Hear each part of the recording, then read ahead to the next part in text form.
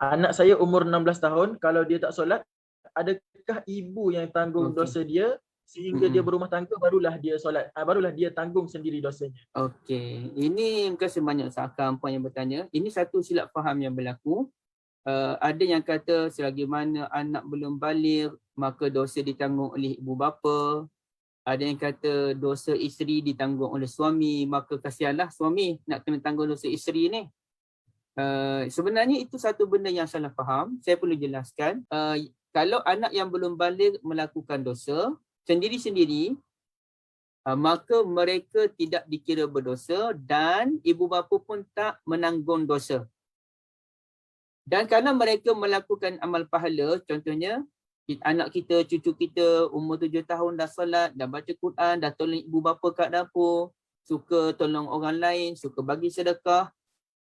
Bila mereka baligh je, contohnya umur 12 tahun dah baligh, maka segala pahala yang mereka lakukan sebelum baligh terus auto debit masuk dalam akaun pahala mereka. Jadi pahala mereka tu terus banyak. Tapi dalam bab dosa, tak ada. Dosa tidak dikira. Baik, satu. Begitu, manakala bagi wanita, anak gadis ni, yang mana umur 16 tahun ke, 15 tahun ke, apabila mereka sudah baligh, maka mereka menanggung dosa sendiri. Ibu bapa mereka tidak menanggung dosa mereka. Sama ada mereka dah kahwin ke, mereka belum kahwin ke, ibu bapa tak tanggung dosa anak-anak, sebagaimana suami juga tidak menanggung dosa yang dilakukan oleh isteri. Baik, itu asas dia. Tetapi kalau ibu bapa yang mengajar anak buat dosa, ya, ibu bapa yang tak pedulikan anaknya solat tak solat, dia tak peduli. Ya, anak-anak pandai baca Quran ke tak pandai baca Quran, dia tak peduli. Anak cucu dia ganggu anak dengan orang pun dia tak peduli. Anak cucu dia pergi curi di orang pun dia tak peduli.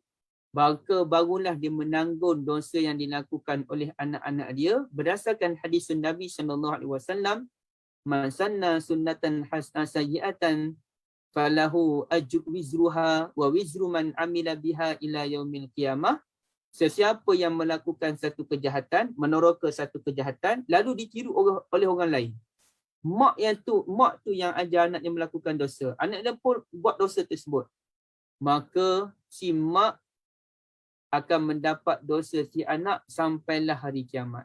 Begitulah dalam bab pahala. Kalau mak tu yang ajar anaknya salat, disebabkan mak dia ajar anak dia salat, maka anaknya lekat salat, sepanjang anaknya salat, maknya dapat pahala. Itu dipanggil sebagai saham berganda, ataupun kalau orang duk menjual tu disebut downline lah. Saya tak kata saya nak kempen tuan-tuan dan puan-puan masuk perniagaan apa, tak. Saya nak buat contoh. Baik. Kalau suami tak pedulikan tentang isteri, hang nak buka aurat ke, hang tak buka aurat ke, itu cerita hang, aku tak peduli, maka suami akan bertanggungjawab di hadapan Allah nanti. Dia tak tanggung dosa, tapi dia kena jawab depan Allah. Kenapa kamu tak peduli soal aurat isteri kamu? Ya? Kenapa kamu tak peduli isteri kamu keluar dengan lelaki lain, bertepuk tampang dengan lelaki lain? Kenapa kamu tak peduli isteri kamu salat atau tidak salat? Dia tak peduli pun benda tu. Maka dia kena jawab di hadapan Allah dan dia mendapat dosa kerana tidak mendidik isteri dengan baik. Begitulah dengan mak ayah tak mendidik anak dengan baik, dia dapat dosa kerana tidak mendidik.